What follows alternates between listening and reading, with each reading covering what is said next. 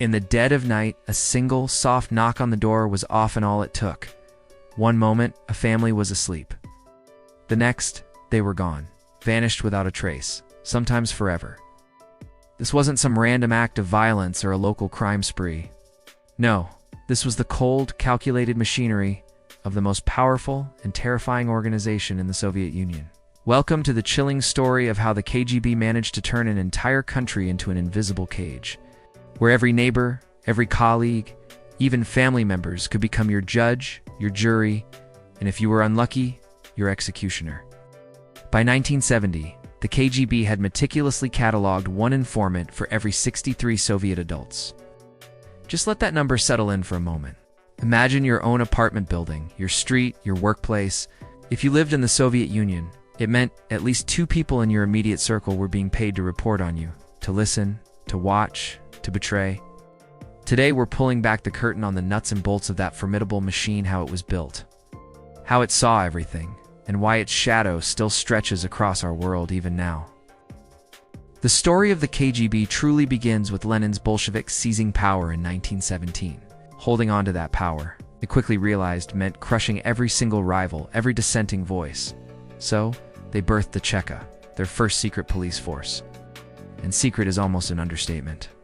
In under 5 brutal years, it executed over 140,000 people, establishing a legacy of terror.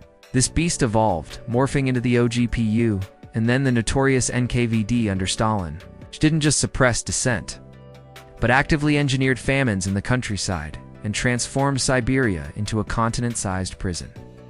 The infamous Gulag. When the smoke of World War II finally cleared and Stalin was gone, the party leadership wanted something different. A leaner, smarter, more surgical tool. In 1954, they created the KGB. It wasn't just a spy agency. It was a bodyguard corps for the elite and a domestic army all rolled into one. Its charter was chillingly simple. Protect the party by any means necessary. To understand the KGB's reach, picture a vast inverted pyramid. At its very peak sat the chairman, answering only to the Communist Party's general secretary. Below him, some 20 directorates specialized in everything from the intricate art of cryptology and foreign espionage to presidential protection and domestic counterintelligence. While border troops wore uniforms, signaling their presence, most KGB officers did not. They lived among the population, blending in, quietly recruiting everyone from janitors and teachers to factory workers and even priests. The 5th Directorate, established in 1967, had one singular, insidious purpose: to crush ideological diversions. What constituted an ideological diversion? It could be anything from owning a forbidden Beatles cassette tape to quietly praying outside state-sanctioned hours. Every factory, every school, every collective farm had its resident KGB liaison, diligently forwarding weekly gossip and observations. Files meticulously kept were cross-referenced with frightening efficiency. One careless joke whispered in Tallinn could easily follow you, sabotaging a job interview thousands of miles away in Tashkent. This wasn't just Big Brother watching. This was your brother, your cousin, your babysitter, your neighbor, all potentially taking notes. The surveillance was relentless, often mechanical, but always pervasive. Phones were routinely bugged, mail steamed open. And even typewriters were registered by their unique ribbon patterns, allowing the KGB to trace any document. Apartment buildings had duty officers who meticulously logged visitors like librarians, tracking overdue books. But the real genius of the KGB lay in its psychological manipulation. Trials weren't about justice. They were showpieces, their verdicts pre-printed long before the accused ever stepped into court. After a neighbor mysteriously vanished, the KGB actively encouraged rumors, Western spy, mental hospital, or something far, far worse. This deliberate uncertainty, this constant gnawing fear, paralyzed action far more effectively than any physical barbed wire ever could. When intimidation failed, violence was the next inevitable step. The 13th Department, for instance, specialized in executive actions, staging suicides, orchestrating fatal car crashes, or inducing natural heart attacks. In 1957, defector Nikolai Kokolov narrowly survived a thallium poisoning attempt. But in 1978, The dissident writer Georgy Markov wasn't so lucky when a ricin-tipped umbrella jabbed his thigh on a London street. The brutal lesson was clear.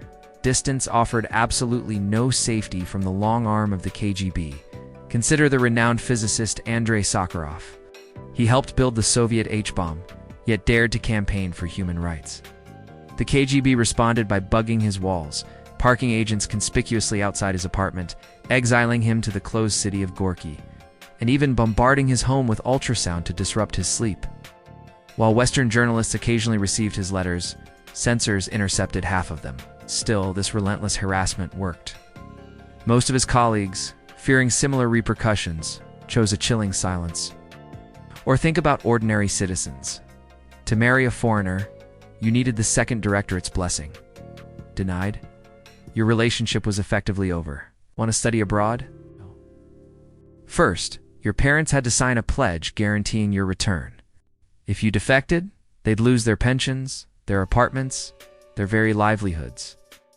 Even Olympic athletes were coerced into reporting on their teammates. The result was a nation constantly improvising loyalty, performing it daily, just to survive. By 1991, the Soviet economy was crumbling. Republics were loudly demanding their freedom, and hardliners within the party and the KGB panicked. On August 18th, the KGB chairman himself joined a desperate coup against Mikhail Gorbachev. Tanks rolled into Moscow, a chilling echo of past repressions. But this time, Russian television was still broadcasting, allowing ordinary civilians to argue with soldiers in real time, a defiant crack in the monolithic control. 3 days later, the plot collapsed. When the Soviet Union formally dissolved just 4 months later, the KGB didn't simply disappear. It splintered. Its domestic branch became the FSB, while its foreign wing transformed into the SVR. Same imposing buildings, different acronyms, but many of the same faces and methods. Vladimir Putin, then a mid-level KGB officer stationed in Dresden, later famously described the Soviet collapse as the greatest geopolitical catastrophe of the century. If you ever wonder why modern Russian politics often feels eerily familiar, remember this. Today's elites learned their statecraft, their tactics, and their ruthlessness in those very same corridors of power. The KGB never truly ruled by numbers alone. Its most potent weapon was uncertainty. When no one knows precisely where the line is drawn, people naturally draw it far inside their own minds.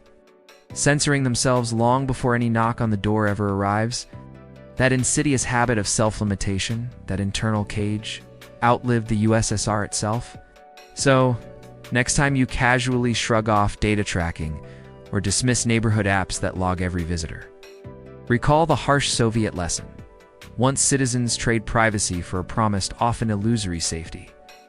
The real watchdog isn't some external agency. It becomes the quiet, chilling voice inside their own heads, constantly telling them to stay quiet. History, as they say, doesn't repeat itself, but its structures, its patterns, certainly do. If you liked this story, please subscribe for more forgotten stories that still profoundly shape our world.